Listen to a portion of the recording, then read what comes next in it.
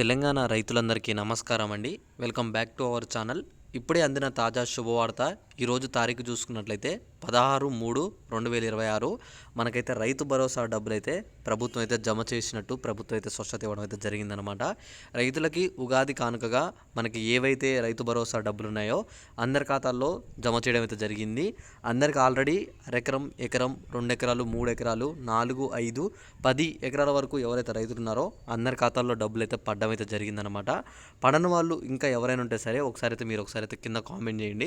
ఎందుకంటే ప్రభుత్వం ఆల్రెడీ చెప్పింది, అందరికీ రైతు భరోసా విడుదల చేస్తున్నాం, అందరి ఖాతాల్లో పడుతున్నాయని చెప్పేసి ప్రభుత్వం చెప్పినట్టుగానే ఆల్రెడీ 10 ఎకరాల లోపు ఉన్న రైతులందరికీ మొత్తం 31 జిల్లాల్లో ఉన్న రైతులందరికీ అయితే అమౌంట్ అయితే పడ్డట్టు క్లారిటీ ఇవ్వడం అయితే జరిగిందనమాట. మనకి ఇక్కడ ఎవరైతే బట్టి విక్రమార్క ఉన్నారో మనకి వాళ్ళు కూడా అయితే క్లారిటీ ఇవ్వడం అయితే జరిగిందనమాట. మన మంత్రి ఇక్కడ అమౌంట్ గురించి మనకి స్పష్టంగా క్యాబినెట్ భేటీలో కూడా చెప్పడం అయితే జరిగింది.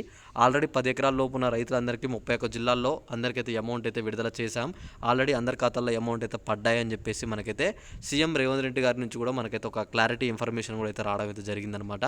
మనకి జరిగిన ఏదైతే క్యాబినెట్ భేటీ ఉందో అందులో భాగంగా చూసుకున్నట్లయితే అందరి ఖాతాల్లో ప్రభుత్వం డబ్బులు అయితే జమ చేసినట్టు స్పష్టత ఇచ్చారనమాట వీళ్ళు ఆల్రెడీ.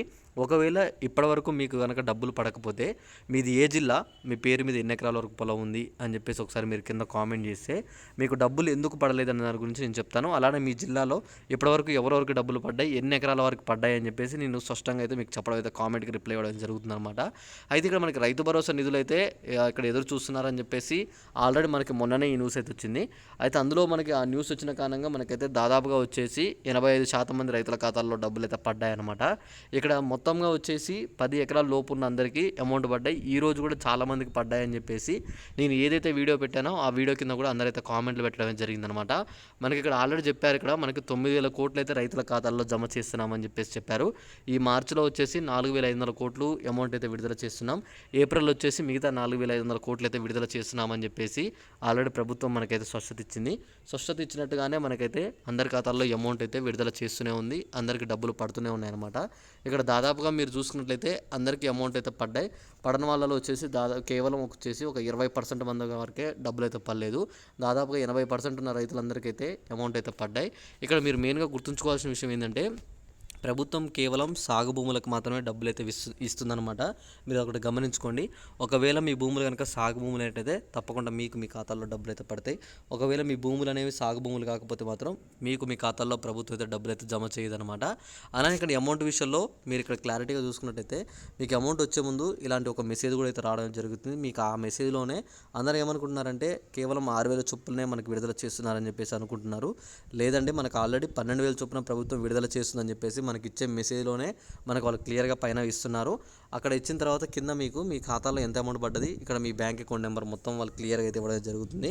ఇక్కడ ఇంతకుముందు మనకి రైతు బంధు వచ్చేసి మనకైతే 6,000 చొప్పున పడేది.